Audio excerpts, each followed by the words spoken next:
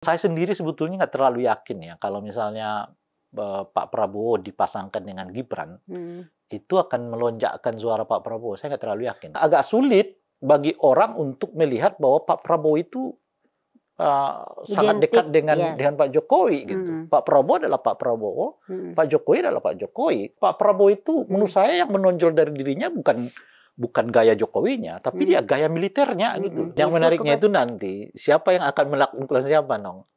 Apakah Demokrat yang menaklukkan koalisinya Pak Prabowo atau Pak Prabowo yang menaklukkan Demokrat?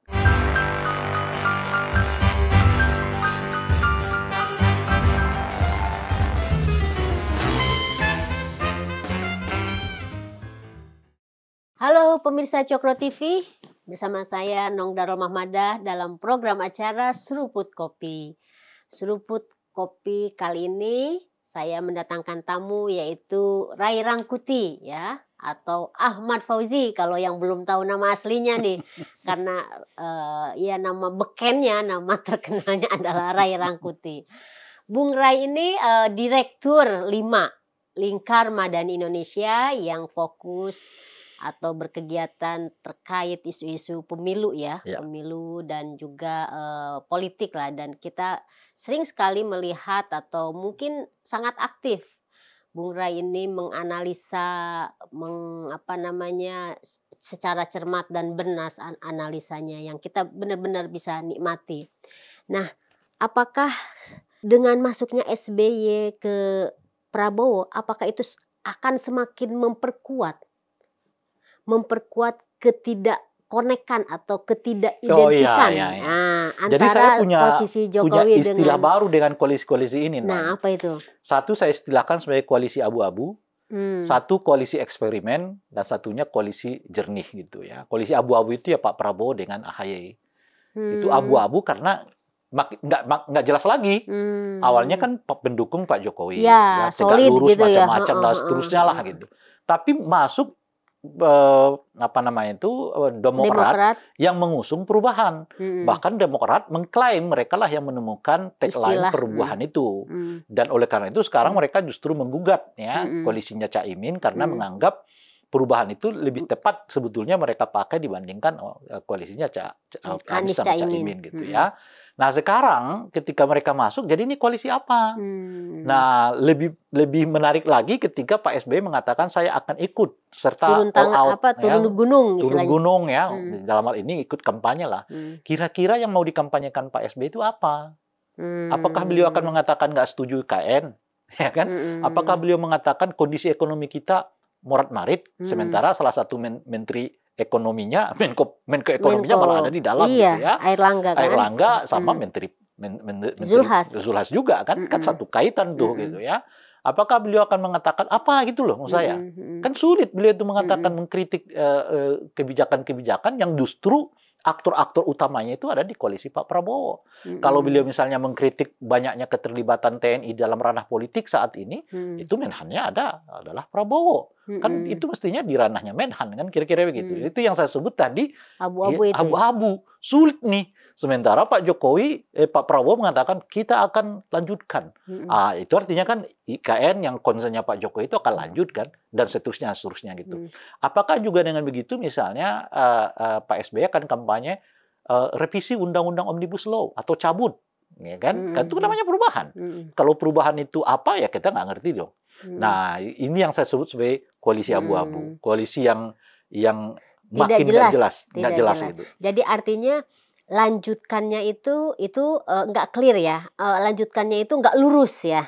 Ya, dengan masuknya Demokrat ke Prabowo itu. Jadi mereka bagaimana? Kan harus ada yang ngalah nanti, gitu. Karena ini kan kutubnya agak beda. Kecuali kutubnya itu irisannya masih bisa dipertemukan gitu. Ini kutubnya enggak kok. Namanya perubahan, yang ada harus rubah itu adalah kebijakan-kebijakan yang oleh masyarakat dianggap nggak tepat. Misalnya soal undang-undang Omnibus Law, soal IKN yang sekarang mendapat reaksi. Anda sikapnya seperti apa? Nah, kalau Anda mengatakan setuju-setuju aja, nggak ada perubahannya dong, kan kira-kira gitu. Nah, itu satu. Nah, yang kedua saya sebut sebagai koalisi eksperimen. Eksperimen itu artinya, ini kan mempertemukan dua figur yang sebetulnya, bukan sebetulnya ya, yang umumnya kita kenal mewakili dua pemilih yang berbeda gitu ya. Satunya ala Islam politik diwakili oleh Anies Baswedan, yang satunya politik Islam diwakili oleh, atau Islam kultural, Islam moderat diwakili oleh Caimin gitu ya. Sekarang dipersatukan dalam satu perahu. Karena sifatnya eksperimen, ya saya nggak terlalu yakin mereka memiliki satu gaya yang memungkinkan itu cepat diserap oleh publik dengan durasi waktu yang relatif tinggal 100 hari kan ke depan ini, bahkan sudah kurang kan, 75 hari masa kampanye, 1,5 bulan sekarang ini, ya 100 hari lah ya ke depan ini gitu. Nah itu yang saya sebut sebagai koalisi eksperimen. Jadi menarik juga sih melihat dua ini bermain, makanya kalau saya pribadi sih oke, kita lihat juga, mudah-mudahan ini bisa lolos. Eksperimen politik ini mudah-mudahan ini lolos, nggak ada sesuatu yang tengah jalan membuat mereka bubar kan, ini masih punya potensi bubar juga loh di sini. Nah yang ketiga, koalisi jernih yang saya sebutkan itu justru dengan bergabungnya Demokrat ke Pak Prabowo memungkinkan untuk koalisinya Ganjar lebih solid gitu loh. Artinya mereka nggak terpecah isunya seperti yang mungkin sekarang dialami oleh Pak Prabowo gitu. Jadi kalau misalnya Demokrat masuk ke koalisinya Pak Ganjar, kan mereka agak kesulitan sedikit untuk mengubah apa yang juga menjadi jargon mereka, akan melanjutkan apa yang sudah dirintis oleh Pak Jokowi gitu kan.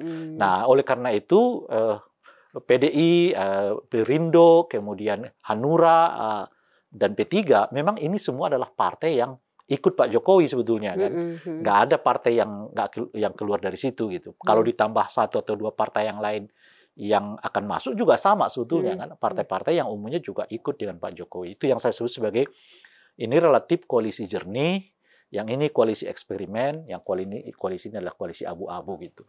Dan itu sendirinya menurut saya akan mengurangi lah. Padahal target mereka kan kelompok pemilih moderat kan sebetulnya. Nah pertanyaannya di situ adalah itu tadi, Anda mau bawa perubahan apa Anda mau bawa kelanjutan gitu. Karena itu 2 hal yang berbeda gitu. Menarik ya. Jadi memang bukan hanya terjadi pada koalisi Nasdem dan PKB yang berubahnya itu secara total lah gitu ya. Kalau mungkin bisa dibilang seperti minyak dan air kan itu dari segi konstituen kan. Yang istilah Bung Rai itu adalah politik identitas sama identitas politik kan. Islam politik, politik Islam. Islam politik dan politik Islam. Nah sementara Islam politik itu adalah bagi dia Islam itu dasar dari segala kegiatan politik. Nah kalau politik Islam itu adalah politik yang diisi oleh nilai-nilai Islam. Gitu. Yang universalnya. Yang universal gitu. Nah sementara yang di Prabowo malah jadi sangat mendasar lagi ini kan. Karena yang tadinya dianggap sebagai bukan tadinya, memang yang ingin dibangun. Terus menerus sampai sekarang sepertinya. Dan itulah itulah sebetulnya kesulitan menurut saya bagi Anies Baswedan dahulu ketika dia masih bersama karena dia diusung oleh Nasdem. Yaitu kesulitan itu menjelaskan perubahannya macam apa. Karena kalau kita menyebut ini ada Nasdem, menyebut itu ada Nasdem. Dan sekarang dia lebih sulit lagi karena dua partai politik pengusung pemerintah, pendukung pemerintah ada bersama dia kan. Jadi memang perubahan itu makin nggak relevan lagi bagi Anies Baswedan. Nah sekarang pindah ke Pak Prabowo. Pak Prabowo mungkin akan mengalami kesulitan yang pernah dialami oleh Anies Baswedan sebelumnya. Jadi persoalannya pindah. Kan istilahnya. Itu kan mungkin juga dalam rangka merumuskan isu yang akan ditawarkan ke masyarakat kan, ke rakyat, ke pemilih kan. Iya menarik. Dan tapi yang concern saya sebenarnya lebih dampaknya yang menariknya itu nanti siapa yang akan menaklukkan siapa apakah Demokrat yang menaklukkan koalisinya Pak Prabowo atau Pak Prabowo yang menaklukkan Demokrat gitu. Jadi kita nggak lihat, belum kita lihat. Karena bagaimanapun kan harus ada penjelas ya. Penjelas yang tidak boleh abu-abu kan. Kita lanjutkan tapi kita ubah loh. Yang mau diubah yang mana? Yang mau dilanjutkan yang mana? Kan itu pertanyaannya. Saya kasih inilah ya contoh lah. IKN itu gimana? Gitu. Mau dilanjutkan mau diubah. Itu adalah komitmen dasar lah istilahnya. Iya, dari situ aja kita tes kan. Mau dilanjutkan mau diubah. Kalau iya dilanjutkan, ya artinya perubahannya nggak jadi. Tapi kalau ya diubah, misalnya udah deh 2004 nggak usah dulu kita pindah nanti ke 2029, nanti cari tempat yang lain misalnya begitulah ya. Itu artinya Pak Prabowo tidak tegak lurus ini dengan Pak Jokowi. Gitu. Nah itu dia, makanya pertanyaannya ini Bung Rais, kalau misalnya dengan Prabowo menerima SBY atau dua-duanya saling menerima lah gitu ya. Terus kalau kita melihat misalnya cara penyambutan ya kan, kemarin kan sangat dramatis banget tuh. Disambutnya itu lengkap semua. Kan biasanya kalau kita ngelihat yang PAN dengan Golkar kan ya gitu aja, sangat formal gitu ya, di gedung, di museum itu gitu kan. Ini tapi kalau kita kemarin ngelihat yang Demokrat itu kan di Hambalang semua partai yang tergabung itu, bahkan yang belum memutuskan aja kan seperti PSI itu kan juga datang gitu kan lengkap. Nah itu Bung Rai sendiri ngelihat ada dianggap sebagai sebuah keistimewaan atau dengan bergabungnya Demokrat karena di situ ada figur SBY ini? Nggak bisa karena kemudian itu kan bisa jadi kemudian menimbulkan persepsi atau penafsiran, waduh jangan kok Jokowi, lalu di mana nih kemudian peran Jokowi kayak gitu-gitu loh. Ya. Nggak, menurut saya gini nggak bisa dinafikan bahwa kehadiran Demokrat itu dengan sendirinya akan menaikkan elektabilitas Pak Prabowo. Itu juga menurut saya nggak bisa dinafikan. Kan Demokrat dan AHY itu minimal menurut saya mendapatkan memiliki 2% suara. Dugaan saya sih ya. Nah, ditambah nanti misalnya kalau mereka kampanye macam-macam tuh dan seterusnya itu, gabungan antara itu dan seterusnya itu, ya kan boleh jadi kemungkinan ada sumbangsih 5% suara. Jadi istilah saya itu dengan bergabungnya Demokrat ke Pak Prabowo, nah itu punya potensi mereka meraup 5% suara. Salah satunya mungkin dari Islam politik itu, Karena Islam politik itu mungkin juga sedikit agak kecewa dengan Anies karena melakukan eksperimen itu. Dan figurnya kebetulan Cak Imin yang dianggap selama ini ya adalah orang yang berseberangan dengan kelompok-kelompok Islam politik gitu. Nah, jadi mungkin karena ada figur AHY di sini dan figur SBY di Demokrat, mungkin sakit hati mereka kepada Pak Prabowo karena gabung dengan Pak Jokowi itu sedikit agak terobati lah, agak terlupakan karena ada figur SBY di dalamnya gitu. Sehingga dugaan saya mereka punya potensi untuk gabung dengan Pak Prabowo sehingga membuat suara Anies Caimin itu agak stagnan karena kelompok ini berpindah gitu. Nah dari situ mungkin akan kenaikannya, itu makanya akan ada kenaikan, tapi bacaan saya nggak akan lebih dari 5% efek dari kedatangan AHY, SBY ke Pak Prabowo gitu ya. Nah oleh karena itu penyambutan terhadap kehadiran Pak SBY itu ya kelihatan lebih mewah gitu ya, lebih ya karena itu tadi ada suara yang dibawa gitu. Apalagi di tengah di mana Pak Prabowo sekarang ini terkesan agak stagnan nih elektabilitasnya gitu.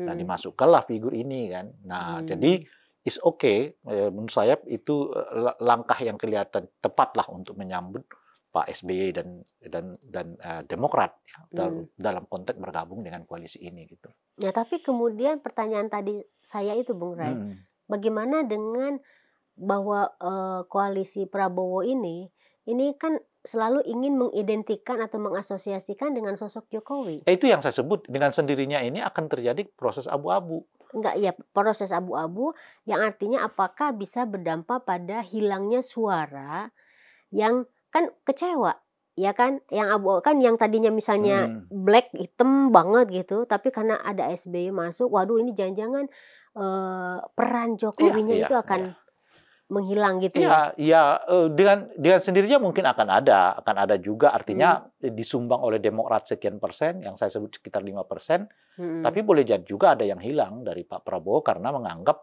koalisi ini kemudian makin nggak jelas gitu ya, karena khawatir apa yang disebut dengan kelanjutan itu akan terinterupsi dengan kehadiran SBY dan Demokrat ke dalam koalisi ini gitu. Akhirnya mereka memilih orang yang memastikan bahwa segala program-program Pak Jokowi, pembangunan di zaman Pak Jokowi itu dapat tetap terlanjutkan. Itu sangat mungkin juga. Nah, cuma itu berapa persen misalnya hilangnya, saya nggak tahu kalau itu. Tapi kalau konteks dari Demokrat pindah itu hitungan saya di sekitar 5% itu. Gitu. Iya. Jadi artinya ya katakanlah misalnya kalau Pak Prabowo sekarang 30%, asumsinya begitu, disumbang sekitar 55% oleh AHY dan Demokrat 35%, yang hilang mungkin 2-3%, ya sekitar 32-33% lah. Ininya Nong. Jadi ada tetap mungkin yang hengkang, ada yang masuk ya. Nah, jadi artinya nggak akan, itu yang intinya itu nggak terlalu signifikan kemudian bergabungnya Pak Prabowo bergabungnya SBY dan Demokrat ke Pak Prabowo gitu. Karena ada yang masuk bersamaan dengan itu juga mungkin akan ada yang keluar gitu. Karena itu tadi nganggap loh ini makin nggak jelas nih apa namanya jargon keberlanjutan ini kalau kemudian masuk Pak AHY, apalagi nanti AHY kampanye sendiri kan, SBY kampanye sendiri, bentrok lagi tuh nanti, ya besar kemungkinan di tengah jalan jadi bentrok gitu. Misalnya iya nanti akan kita evaluasi IKN, sementara satu segi lanjutkan tidak ada evaluasi, nggak ada evaluasi itu apa namanya udah kita putuskan bersama dan seterusnya itu. Jadi tapi pada saat yang bersamaan mungkin perlu kita ingatkan karena menurut saya sih kenapa swing dari koalisi-koalisi ini begitu mudah terjadi gitu ya. Karena mereka masih menganggap pemilih kita itu tahun 2014 ke sana. Jadi apa kata partainya gitu. Mereka nggak melihat pertama suara pemilih kita ini ya anak-anak muda yang hafal dengan gawai, yang merasa sebetulnya nggak terlalu membutuhkan partai, nggak membutuhkan juga figur gitu. Karena istilah saya, jangan-jangan ke depan ini ya, DPR itu juga orangnya perlu kita kurangi, nggak perlu sampai 600. Kenapa? Karena politik itu udah selesai kok di media sosial sekarang. Itu kan lebih banyak perubahan terjadi disebabkan teriakan medsos ketimbang orang DPR-nya gitu loh, yang ngotot-ngototan apa gitu. Sekarang itu kan yang kelihatan begitu terjadi. Nah, tren masa depan itu begitu. Jadi kalau ada orang mengatakan anak muda itu apolitis, bukan. Mereka itu apolitis terhadap partai politik, apolitis terhadap politisi. Tetapi mereka politis dalam kepentingan publik gitu loh. Sangat terlibat dalam kepentingan publik gitu. Nah, oleh karena itulah kita nganggap mereka masih seperti 2014, apalagi 2009 gitu, itu salah besar. Gitu. Itu salah besar. Anda harus lihat bahwa masyarakat kita berubah, trennya berubah. Mereka ya seolah-olah abai dalam perspektif kita karena kita masih lihatnya dengan kacamata lalu, padahal pada tingkat tertentu sebetulnya mereka sedang agresif sekali dalam dunia politik. Perubahan bisa dilakukan dengan cuma satu handphone, ya kan, cuma satu aktor gitu. Makanya saya menyebut gitu tadi, jangan-jangan ke depan anggota DPR itu nggak perlu ditambahi, bahkan kalau penting dikurangi. Karena makin nggak jelas lagi fungsinya, karena fungsi pengawasannya udah ada di media sosial yang dikerjakan oleh warga-warga gitu. Nah, siapa yang bisa masuk ke ritme ini menurut saya punya potensi untuk mendapat simpati pemilih gitu. Sebaliknya kalau Anda masih mempergunakan kacamata masa lalu, gaya masa lalu, ya pikiran-pikiran masa lalu, ya Anda nggak connect ini dengan figuran masa depan ini gitu loh. Nah, oleh karena itulah ya yang masih yang kalau kita lihat zigzag sekarang ini itu menurut saya pada tingkat tertentu masih mempergunakan gaya masa lalu itu. Mengabaikan sensitivitas publik yang saat ini kelihatan diam. Karena memang mereka nggak peduli tuh apa yang dilakukan oleh partai gitu. Lakukan aja sendiri. Politik ini bisa kita ubah dengan cara kita kok, kan kira-kira gitu loh, Pak. Tapi begitu nanti mereka dibutuhkan betul, mereka rekam kok ini semua apa yang Anda lakukan gitu loh. Jadi jangan abai itu. Kan kita lihat sekarang juga kelihatan kok gitu Ganjar misalnya ya kesilap 11% waktu itu. Iya turun dengan mengatakan misalnya membatalkan 20 turun cepat. Tapi kan naik lagi. Yang lain ternyata punya kesilapan yang lain juga, turun lagi, dia naik lagi, rebound lagi. Jadi begitu cepat kok pemilih itu sekarang melakukan tanda kutip ya penghormatan dan penghukuman. Jadi mereka akan beri penghormatan kepada orang yang mereka anggap tepat gitu. Sebaliknya dengan cepat mereka juga akan menghukumnya gitu. Nggak ada hubungan yang benar-benar ya sentimennya didasarkan pada emosi, pada daerah, ya pada ini. Sentimennya sekarang ini adalah pada pertimbangan-pertimbangan rasional aja. Anda menawarkan sesuatu yang baik atau tidak. Dalam konteks itulah mengapa ada 15% di tangan Pak Jokowi menurut saya ya. Mengapa isu keberlanjutan itu menjadi ikon penting bagi setiap calon presiden dibandingkan dengan isu perubahan. Nah, mengapa isu perubahan ini kelihatan kesulitan? Ya karena memang 80%-nya orang menginginkan keberlanjutan bukan perubahan kan gitu. Nah 80%-nya orang mengatakan keberlanjutan karena itu dilihat dari tingkat kepuasan ke Pak Jokowi itu gitu ya. Lalu Anda kampanye perubahan ya Anda dapat di 20%. Maka Anies jadi stagnan di angka 16, 17, 8% itu gitu. Nah ini menurut saya penting menurut saya ya. Mungkin untuk kita lihat bahwa situasi berubah, pemilih berubah, dan semua Anda lakukan itu terekam di benak masyarakat meskipun mereka tidak memperlihatkannya secara lebih terbuka saat ini. Begitu ada waktunya, mereka akan memberikan, apakah ia akan menghormatimu atau sebaliknya dia akan menghukummu gitu. Nah ini pertanyaan terakhir, karena ini terkait dengan angka Jokowi yang 15% itu.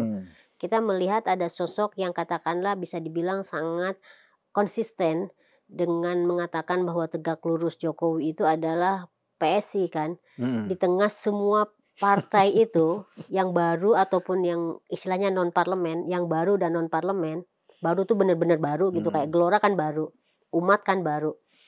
Tapi seperti Perindo, PSI dan beberapa ya itu kan sudah, kecuali PSI itu sudah menentukan pilihannya gitu kan, udah menentukan dukungannya. Karena PSI ini bilang bahwa itu tegak lurus Jokowi itu yang mungkin ingin mengambil yang angka 15% itu.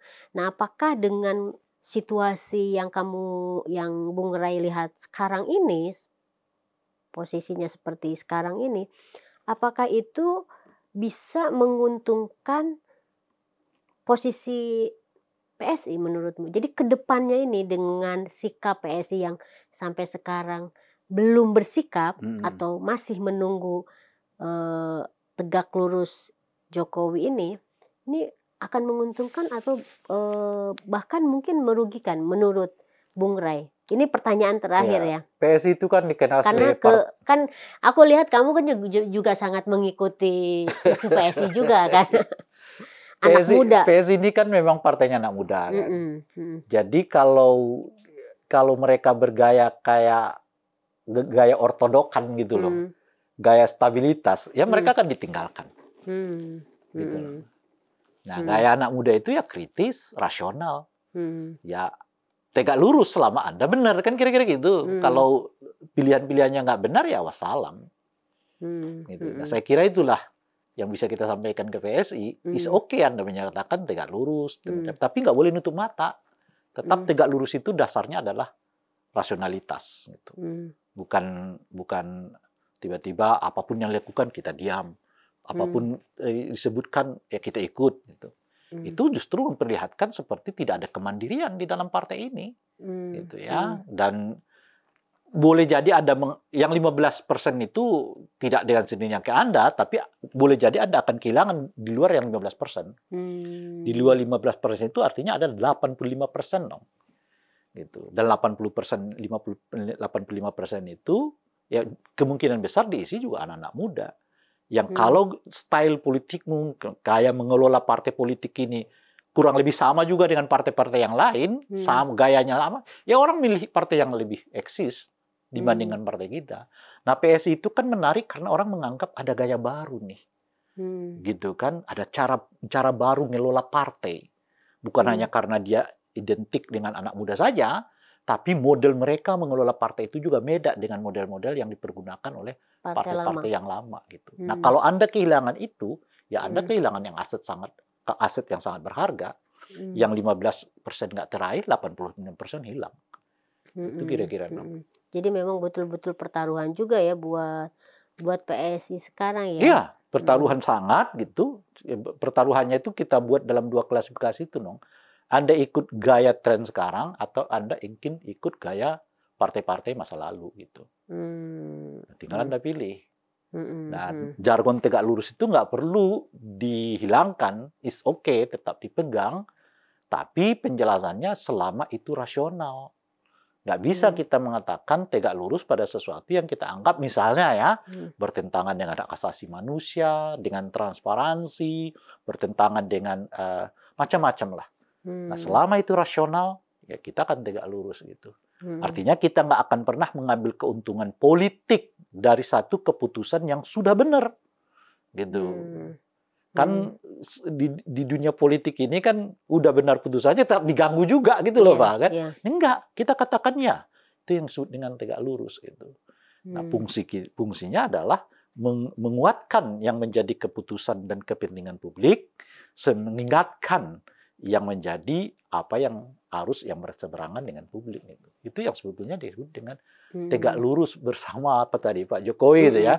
Tegak lurus bersama Pak Jokowi di jalan yang lurus mestinya begitu loh. Jadi ada keterangan penjelasnya gitu. Jadi kalau Anda seperti apa namanya itu nutup mata dengan tegak lurus itu, ya klasifikasinya cuma dua. Anda mau memperlihatkan partai politik dengan gaya baru yang kekinian, atau Anda ikut tradisi partai politik lama gitu. Yang anak-anak muda sekarang nggak peduli yang gituan gitu loh, nggak peduli lagi dengan aktor politik, nggak peduli dengan partai politik gitu, karena jenuh itu tadi gitu. Makanya kan partai ID kita itu kan terhadap partai politik nggak pernah di atas 10%, selalu di bawah 10% gitu. Orang nggak bisa mengidentifikasi dirinya bahwa dia ini anggota partai politik tertentu. Selalu mobile. Hari ini mungkin dia milih A, ya besok dia milih B gitu. Nah, itu menunjukkan kepada kita mereka nggak peduli partainya, nggak peduli aktornya, gitu. Tapi sangat peduli pada kinerja. Apa sih yang Anda pernah lakukan dalam konteks itu? Kalau kita kembali urut ke belakang lagi, menurut saya itu juga salah satu yang membedakan Gibran dan Pak Jokowi. Orang belum lihat nih kinerja Gibran gimana, gitu. Jadi kalau dia pasangkan jadi calon presiden, wakil presiden gitu, ya belum tentu nyumbang begitu banyak suara, meskipun ya adalah anak kandung dari Pak Jokowi. Ya berkaca dari kasus Ibu Mega lah menurut saya. Ibu Mega dengan Pak Karno. Pak Karno sih orang banyak sekali hormat, tapi kepada Ibu Mega orang lebih rasional kan gitu. Kinerjanya apa, ininya apa, sehingga Ibu Mega dua kali ya dalam pemilu. Tidak beruntung di dalam pemilu itu gitu. Karena Ibu Mega anak biologis Pak Karno, tapi Ibu Mega belum tentu Pak Karno gitu loh kira-kira. Gibran juga mungkin seperti itu. Gibran itu sih anak biologisnya Pak Jokowi, tapi Gibran belum tentu Jokowi gitu. Nah, enggak, ini setengah dari terakhir maksudnya. Karena gini, kenapa PSI itu ditanyakan? Karena salah satu item yang juga bagian penting yang selalu disampaikan oleh teman-teman PSI itu adalah faktor cawapres ini, yaitu adalah Gibrannya itu. Nah itu menurut Bung Ray itu taktis apa enggak tuh? Maksudnya karena kan kalau dari hasil obrolan kita kan jadi sangat merugikan dong. Kalau dilihat dari respon publiknya, orang tuh kayaknya nggak setuju kalau undang-undang itu diubah demi meloloskan itu gitu. Jadi menurut saya mestinya kalau mau PSI itu membebaskan aja, nggak perlu 35 tahun kan. Mereka kan batas 35 tahun, artinya setuju dibatasi. Nah, apakah 35, 25, 17 kan jadi perbincangan. Itu angka yang bisa kita masukkan berapapun selama prinsipnya Anda setuju dengan pembatasan gitu. Nah, di situ menurut saya PSI-nya agak bergaya lama gitu loh. Nggak bergaya. Kalau mereka mau menyelamatkan yang disebut dengan peran serta masyarakat atau siapapun, setiap orang yang memiliki hak memilih saat yang bersamaan dia punya hak dipilih. Jadi tidak gitu. Dibatasi oleh faktor jauh, usia. Kalau di Indonesia ini jauh lebih penting membatasi usia maksimal dibandingkan usia minimal. Iya. Karena terkait produktivitas juga kan. Dan di bawah ini udah menumpuk 62% loh anak muda itu. Anak muda. Kalau yang di tua ini terus calon kepala daerah dia terus 5 kali ya ini nggak bisa naik nih kan. Repot gitu. Jadi menurut Bung Ray memang yang lebih urgent justru pembatasan di usia akhir maksimalnya ya, bukan yang minimal. Kalau minimal diloskan aja. Kalau yang maksimal itu justru orang juga rasional. gitu ya. 35 tahun. Anda mau jadi calon wakil presiden. Prestasinya apa? Track record-nya apa? Pengalamannya seperti apa? Orang rasional kok. Hari demi hari, pemilih kita ini hari demi hari makin rasional. Yang istilah saya itu jumut ini kan yang politik, aktor-aktor politiknya, gitu, khususnya. Jadi makanya ya batasi aja usianya, kalau mau. Nah, padahal pada saat yang bersamaan, kalau minimal usia itu diberlakukan, apa yang membuat nggak boleh batasan usia maksimal diberlakukan? Jadi artinya harus adil juga. Adil dong. Ada batas minimal dan ada juga batas ada batas maksimal. Gitu. Akhirnya MK harus melakukan seperti itu ya? Iya, itu intinya. Nah, tapi gugatan PSI itu menurut saya agak keliru sedikit tuh dalam soal strategi gitu. Bukan pada faktor gugatannya, tapi pada usia 35 tahun. Artinya kan PSI mengatakan setuju dengan pembatasan. Cuma jangan 40, cukup 35. Nah, sebetulnya itu kan masalah konstitusi, itu masalah soal selera aja. Ada selera 40, ada selera 35 ya, ada selera 21 gitu. Kalau sekiranya tuntutan PSI itu mengatakan bertentangan dengan konstitusi, dan oleh karena itu harus dibebaskan. Seketika orang yang diberi hak untuk memilih, dia diberi hak pilih. Itu menurut saya jauh lebih maju gitu. Dan mungkin sentimennya nggak seperti yang sekarang.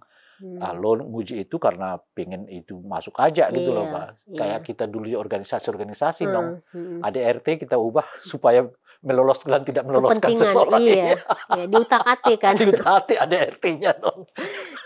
Meskipun kita mengatakan itu boleh-boleh aja di dunia politik. Nggak ada yang melanggar, nggak ada macam-macam. Itu bagian dari permainan. Cuman permainanmu itu ya direspon negatif. Anda juga jangan menyalahkan respon negatif itu maksud saya gitu. Iya. Makanya itu kan akhirnya kalau aku pahami dari analisa Bung Rey untuk khusus ini tuh agak negatif lah ya, agak ini. Sayang sekali sih. Tapi kita lihatlah karena ini kan masih sangat dinamis ya. Bung Rey. Saya sih optimis nggak dikabulkan. Iya, karena itu kan soal yang sangat teknis kan. Teknis. Karena bukan terkait dengan konstitusi. Betul. Nah, kalau yang lebih ini. Kalau 35 40 nggak boleh, 35 boleh, kalau 25 apa masalahnya? Karena itu juga sempat Saldi Isra itu juga ketika RDP kalau nggak salah kan. Loh kenapa? Ini kan urusan DPR mestinya kan kok diserahkan ke kami gitu. Itu sempat juga tuh disampaikan. Nah, tapi kita lihatlah kan, karena masih banyak orang yang atau publik yang masih menunggu jangan-jangan ada kejutan karena biasanya memang kita tuh terlalu banyak kejutan. Itu betul. Iya kan? Unpredictable banget gitu. Itu justru yang menarik dari Indonesia, politik Indonesia ya. Oke, Bung Rey, kayaknya kita nggak kerasa ini panjang lebar dari mulai soal koalisi sampai soal usia cawapres segala kita bahas ini. Jadi cukup komprehensif obrolan kita. Kita minum dulu nih kopinya, keburu udah dingin ya.